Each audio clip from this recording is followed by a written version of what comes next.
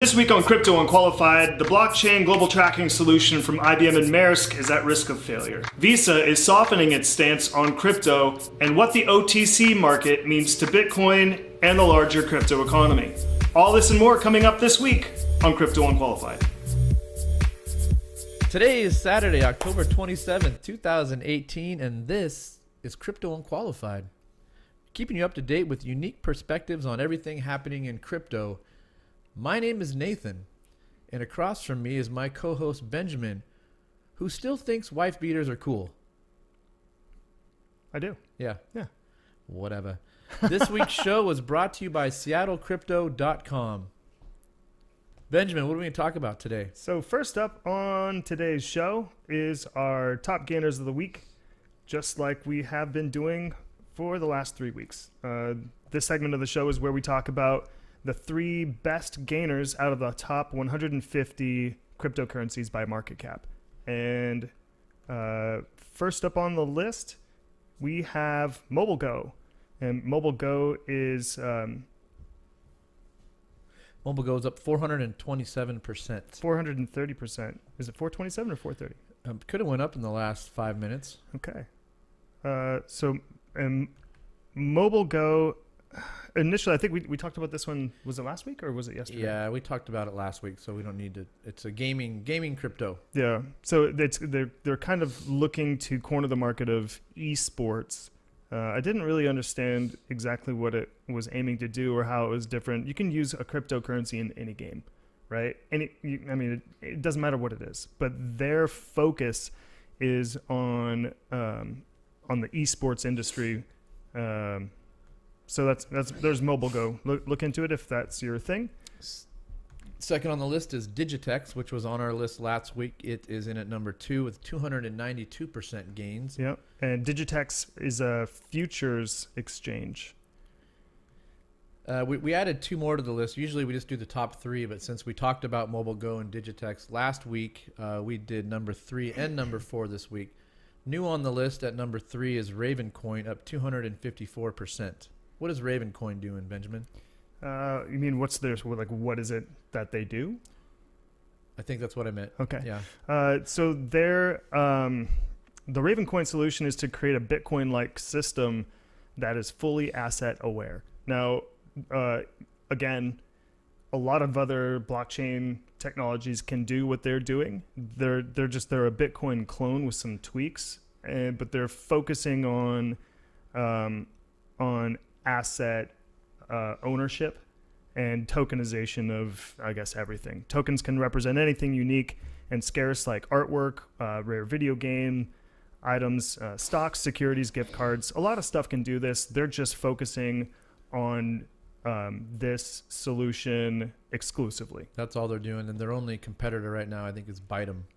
Yeah. So, and like the Poet project. Yeah. Poet's another blockchain technology that is tokenizing like publishing content and making it authenticated and verified and all that kind of stuff. So it's kind of similar, right? But a lot of these projects are trying to focus on their little niche. And a lot of it's marketing too, right? I mean, they could be doing the same thing, but if their marketing is above average, then they're going to get more exposure. Yep.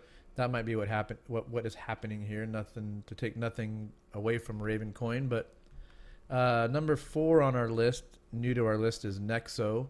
Nexo's up 195%, and Nexo interests me more than any of the other ones in our list this week. Nexo is the world's first instant crypto-backed loans, which is pretty compelling. And if you think about it, and their kind of use case example is, well, actually, why don't we just we'll roll it real quick. Meet Bruce. Hello. And Tom. Like many modern people, they've both invested in cryptocurrencies. They just came across this last-minute travel deal, but it expires in 30 minutes. Problem is, none of them has the cash to pay for it. Next week, Bitcoin might surge 20%. I really don't want to sell my crypto right now and lose all potential profits. Plus, I gotta pay exchange and withdrawal fees, not to mention the heavy income taxes. And even if I sell my coins now, the travel deal will be gone by the time I get the cash. And Bruce? What about him? Well, Bruce already paid. How did he get the cash so quickly? It's simple. Bruce just got an instant crypto-backed loan from Nexo, the world's first instant loan secured by crypto assets. Nexo is powered by Credissimo, a leading European fintech group. Here's how it works. You place your crypto in your Nexo wallet on the blockchain, and without any credit checks, you get instant cash from Nexo. No exchange fees, no hidden fees, no taxes. And best of all, you retain all the profit from your crypto. With the flexibility of your Nexo loan, you get cash to spend whenever you need it while keeping your crypto. Who would you rather be, Bruce or Tom? Join Bruce and enjoy your crypto wealth today without selling your assets. Nexo, the world's first instant crypto-backed loan. Yeah, so Nexo, the way that they're going to work, the way they understand it is they're going to have the wallet, a Nexo wallet. So if you, let's say you want to get a loan from Nexo, you would send your Bitcoin to the wallet. They're accepting Bitcoin, Bitcoin Cash, Litecoin, Ethereum, Binance Coin, and the Nexo coin. So any of those they can hold as collateral for you to get your loan. So you send your Bitcoin to Nexo. You then take a loan out on your cryptocurrency. And this is the cool thing about it is your cryptocurrency essentially stays in the wallet. So if you put 10 Bitcoin in your Nexo wallet, you borrow some money on that Bitcoin, you still get the gains on your Bitcoin while it's in the wallet. And then when you go to pay back your loan, you can pay back a couple ways. You can pay it back with other crypto, with I believe fiat. And the way they want you to do it, and the smartest way to do it, is to pay back with the Nexo token. And what that does is it reduces your interest fee by half. So your APR starts at 8% when you're repaying your loan using Nexo tokens. When you're paying back your loan with anything else but the Nexo token, you are paying 16%. So it pays to pay back with the Nexo token. Yeah, and kind of like Bankera, they give some of the fees back to the people that hold the tokens. Right? 30% of their profit in fees at the end of the year they pay back in a dividend. So that 8% could actually be lower than 8% depending on if you're holding. Yeah, if you're holding a significant number of those tokens. Yep. Yeah, it's a good idea. I think it's compared to how many different apps and dApps and technologies are being launched just to have blockchain associated somewhere in the name. This is an actual viable use case, and I think it's a pretty smart way to do it. The other thing they're doing too is aside from getting a loan on cash, they have a credit card. They're trying to work with Visa, I believe, to make it legit. I don't think that's happened yet, but if they were to make that happen, I believe they would be the first in crypto to have a Visa-backed credit card. Yeah, that excuse me. Well, except for the Cash App. Well, and the difference is, so with the Cash App, with the Square Cash App that we talked about in a previous episode, you can link it to your bank account. You can use the app to buy Bitcoin, and you can have a US dollar balance. You can have a Bitcoin balance, and they give you a debit card, which I have somewhere. And it's got the Visa logo on it. So you can spend it just like you're spending from your bank account. The difference is if your US dollar balance hits zero, I don't think that it'll then start converting and pulling from your crypto balance. So if you've got like one Bitcoin in your Cash App and you have a zero US dollar balance and you try to buy some jujubes or something at the gas station, yeah. I don't think you can do it. I think you have to sell that crypto into dollars, have a dollar balance, and then spend that. The real winner is going to be who can come up with, or who can get the agreement to be able to spend crypto with a card without converting. Well, Pundiax is doing it right now. I mean, they're doing it not where Yeah. we're at in our area I mean, of the like, world, but where I can actually use it. where you can use it. Yeah. There's nobody currently in the United States. I mean, there's ways around it. You can get like gift cards, Yeah. things like that. You buy them with crypto and spend it, but it's just like circumnavigating the problem. Right. Like, let's just get straight to it. I want to spend my crypto with a card at the gas station or, at the movie theater, wherever. Yeah. And There's a lot of players that are trying to make this happen right now. yeah, and A lot of them are close. the people that are keeping that from happening right now are the people like Visa and MasterCard. They're Speaking of Visa, I mean, Visa actually is lightening their stance on crypto. They've said this recently about it. So if we have to go there, we will go there. But right now, crypto is more of a commodity than a payment vehicle. But which is absolute horseshit. right. But I mean, they're smart to lighten their stance. I mean, because they could potentially just be cut out of it all. And the operative term there or word there is have to, if they have to. Yeah, if they have to. They're there. getting to the point where they do have to. Right. Because, and like we were talking about, so many of the people, larger institutions now that are doing business with Visa want this payment avenue. It's not going away. And institutions like Visa, like MasterCard, like the SEC are coming to terms with the fact that blockchain technologies are here to stay. The CEO of the global payment giant Visa, Al Kelly, stated that cryptocurrency does not pose a challenge to the company's dominance in the payment sphere in the short to medium term. So what does that say? I mean, that they see it as a threat long term, and to me it seems like they are feeling like they need to get involved. Yeah. In one way or another. This is not too dissimilar from what happened with Napster.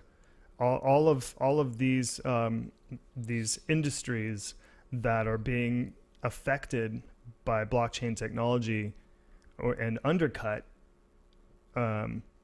it's a lot. It's similar in my view to how companies like Blockbuster back in the day, and all of these box stores that used to sell music, physical copies of music, resisted digital file transfer of music until the very end. When everyone else could see the writing on the wall, when Napster had opened the floodgates of digital file transfer, of copywritten material from person to person, I could just give you a bunch of my tracks. Yeah. They fought that tooth and nail instead of getting on board with it, understanding that the consumers wanted it. Yeah. They pushed it off and tanked as a result.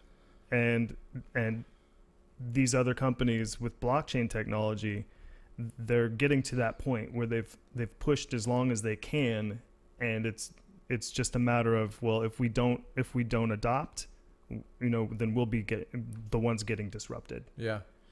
Visa, don't be Napster. I mean, come on. Do it. Visa CEO, blockchain and cryptocurrency, not much use to company. Okay, that's a really bad title. The CEO of Visa Inc. has stated that he does not think that blockchain technology or cryptocurrency is useful to the International Credit Card Company.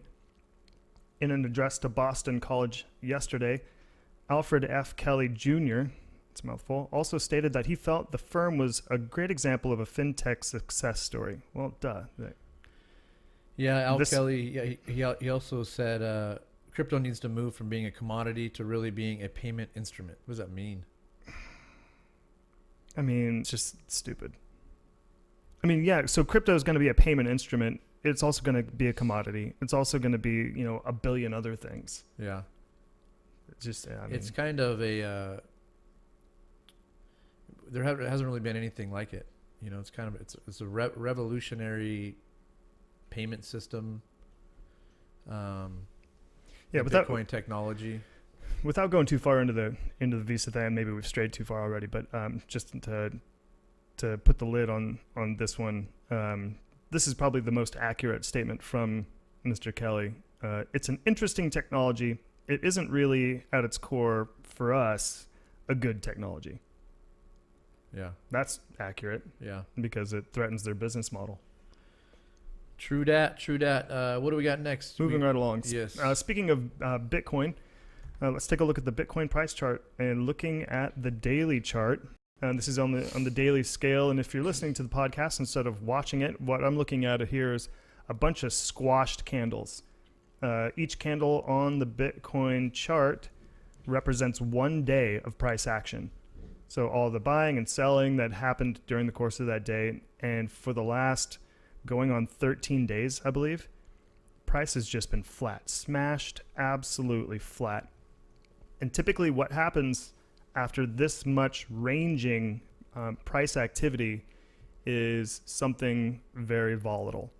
So on the daily chart, I would say that Bitcoin price is about to break out to the upside.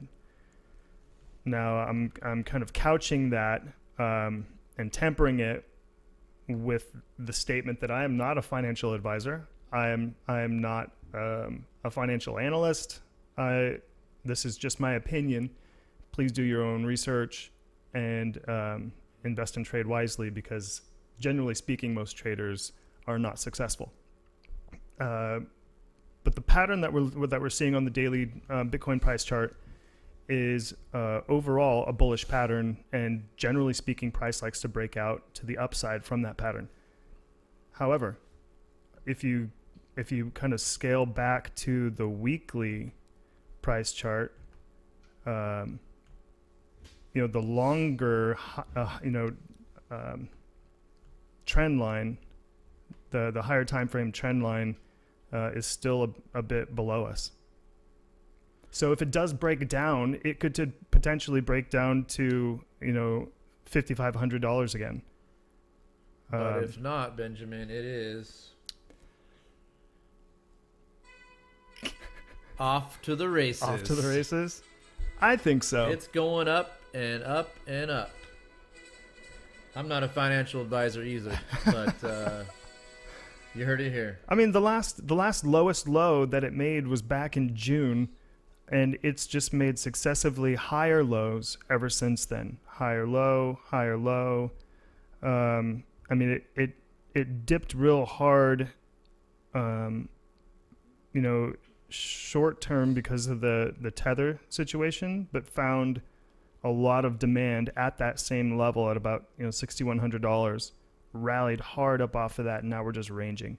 So the long and the short of it is, with regard to the Bitcoin price chart, is something cool is going to happen, and it's going to happen in the next few days. That's my bold prediction. The next 48 hours are crucial. There's definitely enough stuff going on for there to be a catalyst. I mean, regardless of the technical, I mean, this thing, maybe it's just a good timing for everything. With what's going on with ETFs and Fidelity and Backed. So yeah, so it's, I mean, if you believe that institutional money has been getting into crypto via other means, beyond the centralized exchanges, then the setup that we're seeing right now for Bitcoin, it's primed for another rally, and it would make sense. It hasn't been able to push lower. We're consistently rallying off of the $6,000 level. It's been trending down since the end of last year, and now we're just kind of ranging sideways. Could it drop lower? Yes. But it's failed to do so a number of times already, and we're sitting on, long-term support. So, time will tell. 48 hours. New word on the street. Rumor has it that Coinbase is going to launch an IPO. It looks like Their user base has now reached 25 million, with $600,000 actively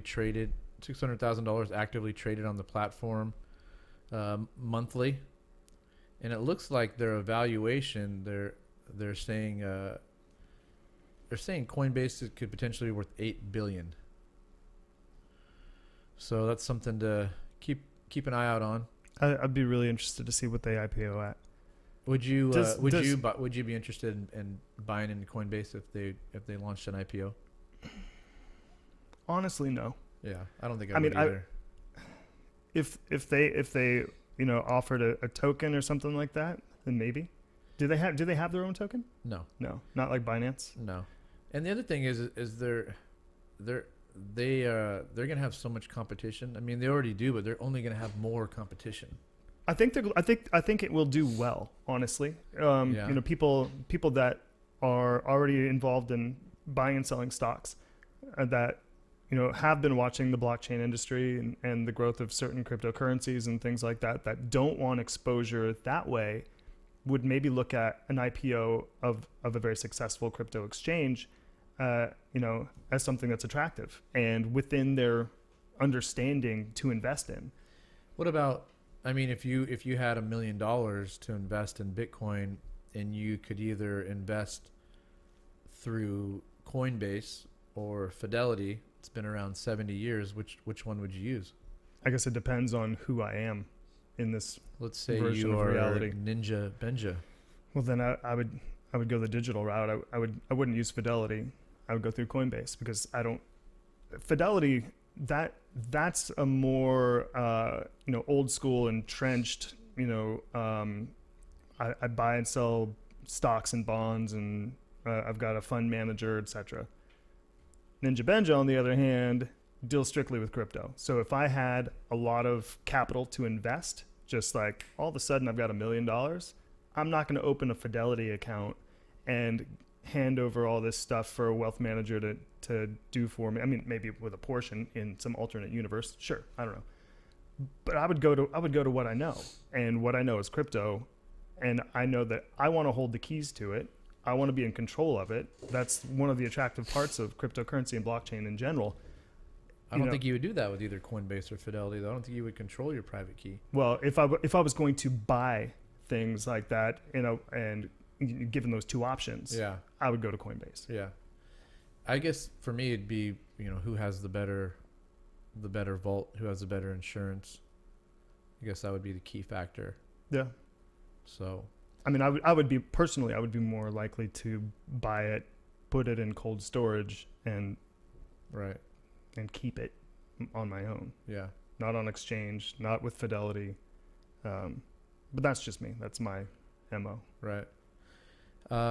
We have a story, looks like with the IBM Maersk blockchain. You were going to talk about that? So IBM, we discussed, I believe it was episode 6, which was huge news. I thought IBM and Maersk had launched this thing called TradeLens, which was global logistics tracking using blockchain technology that IBM had created. And it all still sounds like a really smart idea. Streamlines processes, takes 10 or 11 different steps in the logistics tracking of these containers, and turns them into a single step, a single process, one avenue. The problem is IBM and Maersk don't want to share the intellectual property with all of these other players in global logistics. So here's the article. It's on CoinDesk.com. It says IBM and Maersk struggle to sign partners to shipping blockchain, and it goes on to say that the IBM Maersk joint collaboration needs more carriers. The platform is designed such that Maersk's rivals, and Maersk is basically the shipping component. Right. IBM is the technology component, Right. and they've kind of teamed up on this thing. Maersk's rivals will act as trust anchors and run full blockchain nodes on the network. Moreover, large shippers of goods use multiple carriers as freight forwarders, and the value proposition involves managing cargo and inventory across all of them. So their inherently dependent upon their competition, getting on board with this thing. And when they go to the competition, they say, hey guys, we've got this great system. It's going to make things so much easier for all of us. We'll end up making more money because we'll be wasting less money. It's a great idea. Come on board. And the competition says, all right, who controls it? Yeah. And IBM and Maersk say, we're going to keep control of it, but you guys can use it. It's going to be great. Yeah. And obviously nobody wants to do that. There's no incentive for them to do it if all of the intellectual property control is retained by Maersk and IBM. And there's a lot of value and money to be earned by retaining intellectual property rights. So what are they going to do? So, and then here's the analogy. If Google had made Android proprietary, no one would be using Android except for Google, right? They made it open source. Everybody could use it, and everybody has used it. And that has ultimately helped Google a lot because they created it. They know how they wanted it to work to help them, but they've given it away to everybody to use and to use how they will. And basically everyone has control over, how they use Android. But by IBM and Maersk making this thing their baby and just trying to get everybody else to use it, they're not incentivizing them enough.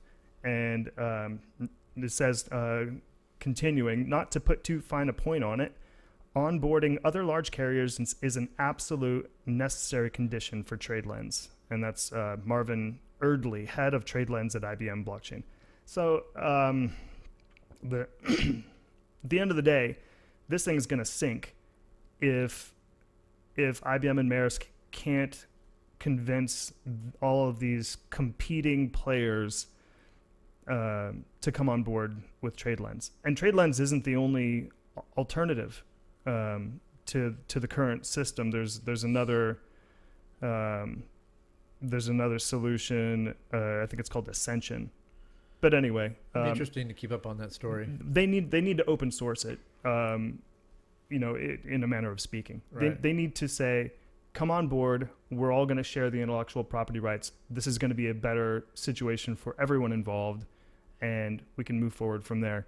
I mean, if we were in competition and you came up with a system that benefits you and tried to get me to come on board with it, and I said, well, do I have any control over this? And you said, no, I'm not getting on board. Yeah. And that's just, it just makes perfect sense. But I'm surprised they didn't think that part through. Well, maybe they'll work it out. So that whole deal, which was a big deal, we talked, at length about it. It's at risk. Yes. I wanted to end today talking about the OTC market as it pertains to cryptocurrency. And what is OTC? Over the counter is it goes back to, I think, early 1900s when you would actually, I think people would go to like pharmacies to physically, get handwritten stocks over the counter. So I'll read off the Investopedia definition before we get into how it relates to Bitcoin and cryptocurrencies. An over-the-counter market, an OTC market, is a decentralized market without a central physical location. And this is where market participants can trade with one another through various communication modes, like telephone, email. It's basically any other way to trade that's not a centralized exchange. Now, would you say that a decentralized exchange is OTC, or is it because it's a single service, even if it's decentralized? Does that count as OTC or not? I think it would actually. Or maybe it has a little bit more to do with the impact on the market.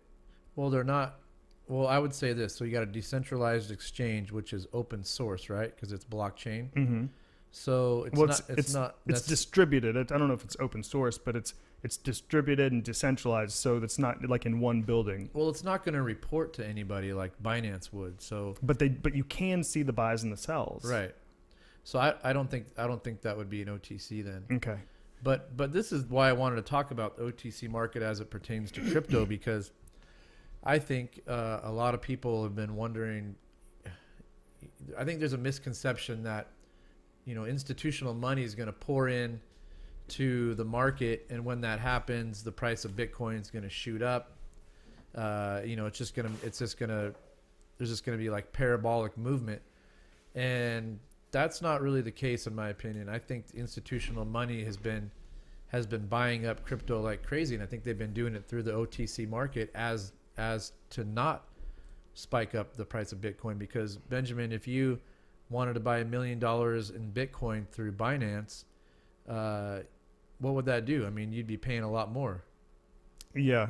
You want to explain that a little bit on how that would work as far as buy and sells go? Sure. And this at the end of this description in the Investopedia article about OTC, it says a trade can be executed between two participants in an OTC market without others being aware of the price at which the transaction was completed, right? So, and that's important. So in your example, if I've got, deep pockets and I want to buy a bunch of Bitcoin, and I go to, say, Bitfinex, go to the exchange to do it, and I just put my order in, right? There's two different ways that I could do this. I could just buy at market. I say, I've got $1 million. I want to buy $1 million worth of Bitcoin. I go to the exchange. I hit buy. There has to be, when I say I want to buy, there has to be sellers to sell to me if I'm buying. So if there's not $1 million worth of Bitcoin available at the current price, my purchase is going to plow through. It'll basically buy up the order book, and price will go straight up. And that's what happens when you see strong spikes on a price chart. Somebody or multiple somebodies are buying all of those sells all the way up. So what large institutions and deep pocket buyers are doing is they're buying over the counter from individuals, where those transactions don't impact the market price. So if and just to get back to it, the other way to do it through exchange instead of a market order is just to say, I want $1 million, or I want $1 million worth of Bitcoin at this price. So boom, there's my bid right there, and it'll sit there, and they call that a wall.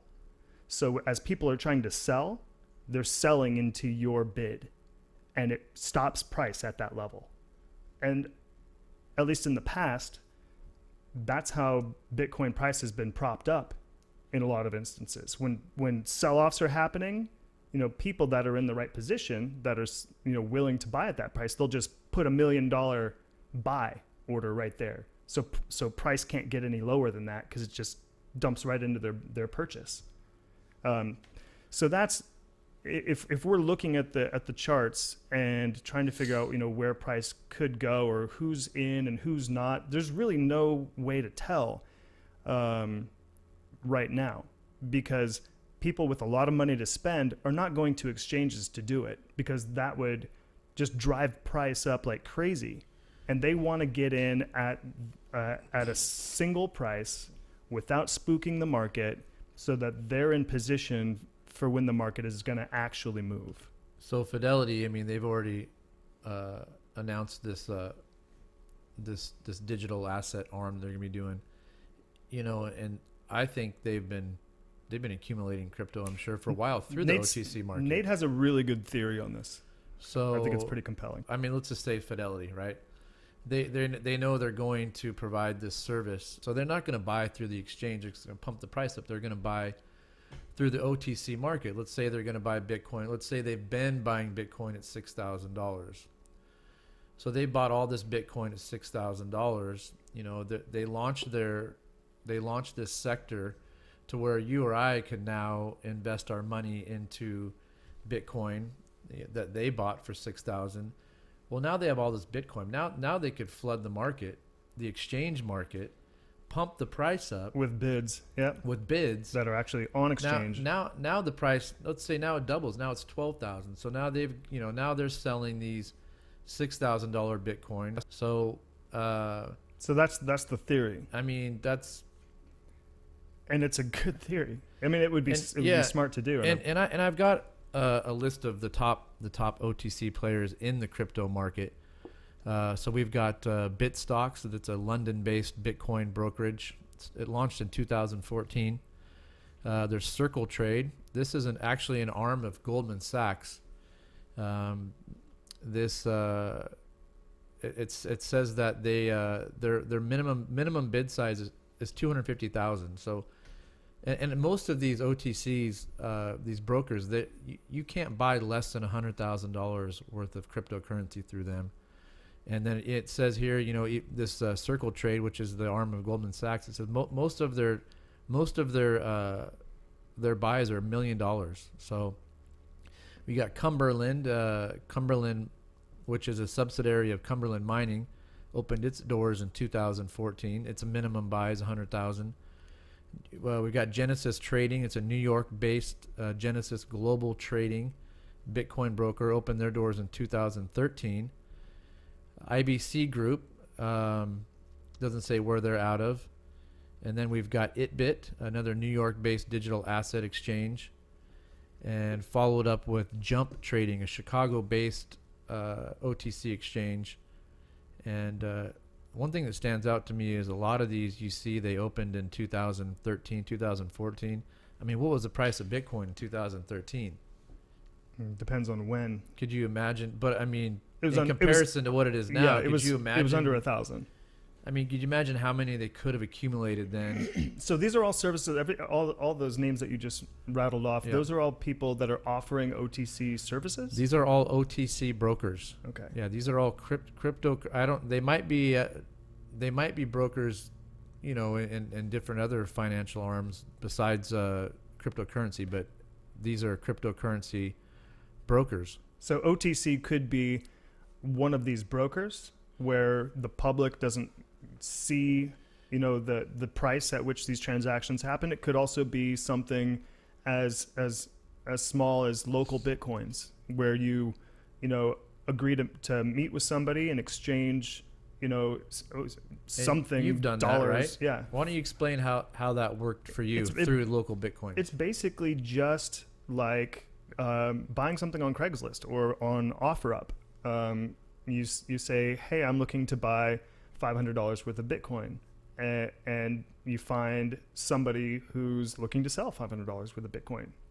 You meet them and you transact, and that's not public information.